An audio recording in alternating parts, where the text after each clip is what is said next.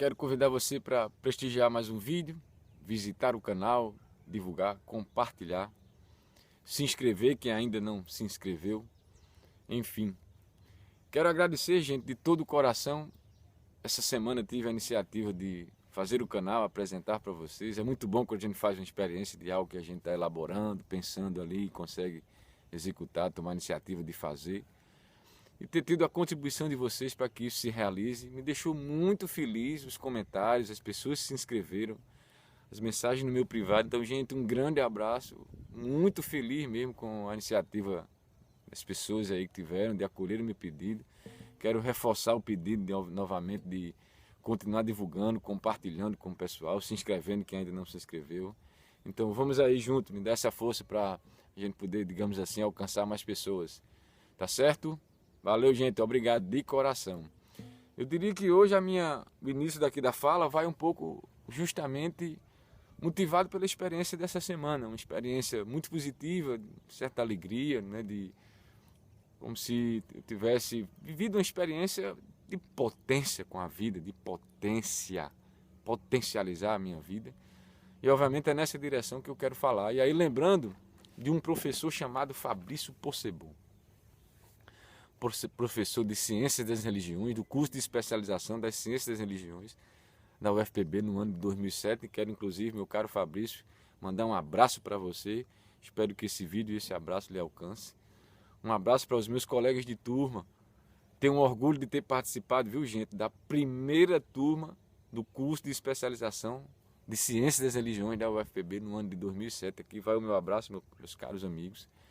Gente, eu tenho até um receio que esse vídeo se prolongue um pouquinho. Eu diria nem receio, porque é assim mesmo que eu quero fazer um pouco o canal, que o vídeo pode ser um pouco mais longo, que vai exigir um pouco da gente um certo grau de concentração para a gente poder explorar mais um pouco os temas que eu quero levantar. Enfim, mas quero que vocês insistam um pouquinho e sejam tolerantes comigo. Então, se o vídeo se alongar, que levem ele até o final. Então, gente, como eu vinha dizendo, meu professor Fabrício Possebon falava de um conceito de dessacralização.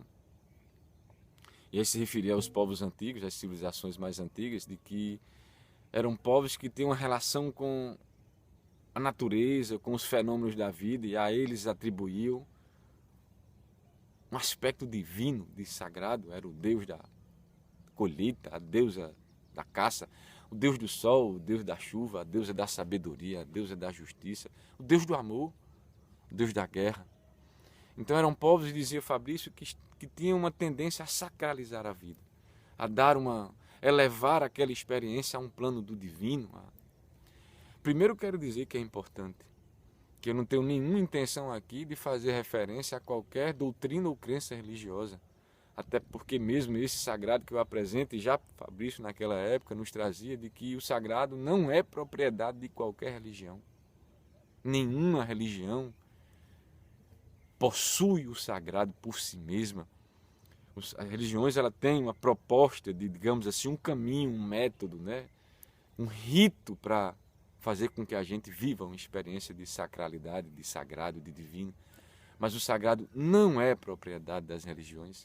O sagrado é uma condição humana. Nós temos as condições, humanamente falando, de fazer uma experiência de sagrado, de dar a experiência da vida uma riqueza tão grande, tão significativa, que eleve ao plano do sagrado, do divino.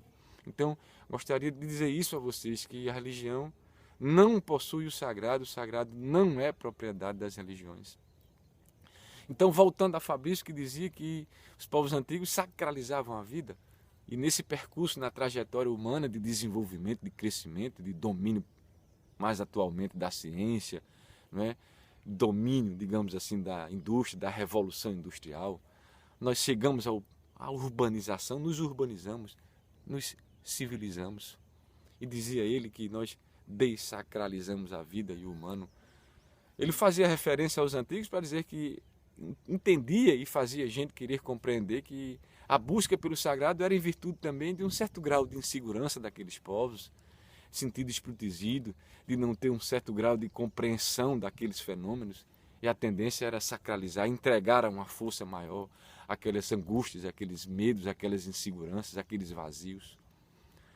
E aí eu diria que hoje em dia, por isso quero trazer o vídeo, assim, a temática para o momento de agora. Estamos vivendo um momento semelhante, eu diria, de um certo grau de insegurança, de medos, né? De vulnerabilidade, de ansiedades, de angústias, de vazios, de um certo silêncio interior, um certo angústias e ansiedades.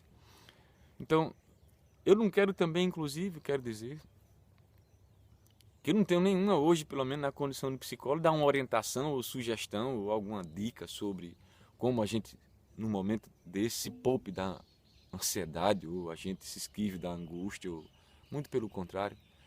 Eu quero ir na direção da angústia, que se você estiver ansioso, que fique ansioso. Que se você estiver angustiado, que fique angustiado. Se estiver com medo, que fique com medo. Se estiver experimentando os seus vazios, que experimente os seus vazios.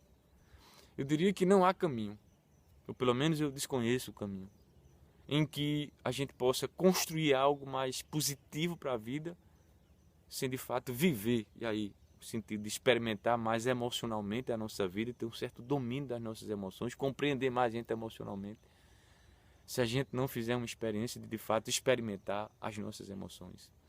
Se você tiver com vontade de chorar, que chore. Agora, divida com as pessoas, diga às pessoas sobre esses conteúdos, partilhe sobre suas ansiedades, suas angústias, seus medos. Não fuja deles. Não há possibilidade disso. Se hoje você consegue driblar, um amanhã chegará e vai os apresentar novamente a vocês. Então o caminho, a minha sugestão é justamente sentir os nossos medos, as nossas angústias, as nossas ansiedades, nossos vazios existenciais. Esse é o momento.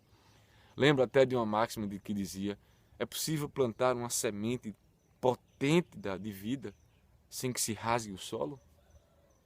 Então, gente, eu diria que esse é um momento fértil em que a gente está justamente muito inseguro, desprotegido, vulneráveis.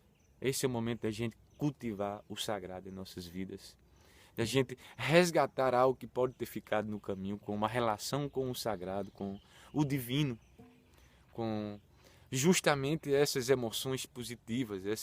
A gente está falando agora de sensibilidade, de ser solidário, de ser generoso com o outro. Isso a gente está querendo levar a vida a um plano mais de elevação, de querer valorizar a vida ao ponto de a gente poder viver experiências mais sagradas na vida.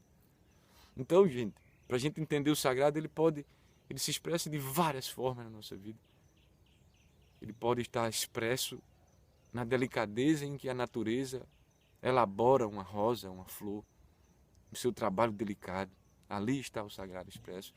O sagrado está no olhar do seu filho que você ama, que por algum instante você consegue vislumbrar o sagrado naquele instante de uma experiência tão rica. É no contato, no sorriso, no olhar da pessoa que você ama. É numa experiência como essa que eu tive esse dia, essa semana, de imaginar e poder concretizá-la e aquilo me trazer uma sensação de riqueza na minha experiência. Então o sagrado vai desde coisas, por exemplo, como eu fiz uma referência na natureza, a coisas de uma conquista profissional, uma nota, uma estrutura musical que você por dias ali trabalha e de repente você vive essa experiência de sagrado. Entende? Então o sagrado não é, para repetir, propriedade de qualquer religião. O sagrado é algo que é dado a todos nós a possibilidade de fazer essa experiência. É claro que é preciso a gente desenvolver um grau de sensibilidade para perceber nesses instantes, nos recortes da vida, a expressão do sagrado. Nas coisas pequenas da vida, ele se manifesta. Então, gente, hoje é o que eu quero trazer para vocês, que a gente está no momento fértil de poder, de alguma maneira, estar mais sensíveis ao sagrado. Um certo grau de sofrimento, de dor, nos aproxima do sagrado. Eu espero que a gente aprenda com essa pandemia, com esse período, que a gente possa, como eu disse, não se planta uma semente sem que se rasgue o solo. Uma semente positiva, rica de significados. Eu espero que esse seja um momento que a gente esteja rasgando o nosso solo para poder semear uma semente, algo, a semente que possa no amanhã dar um pouco mais a gente de experiência positiva com a vida. Que a gente possa viver a vida num plano mais de sagrado, de sacralizar a vida. Então, sacralize-se, sacralize sua vida.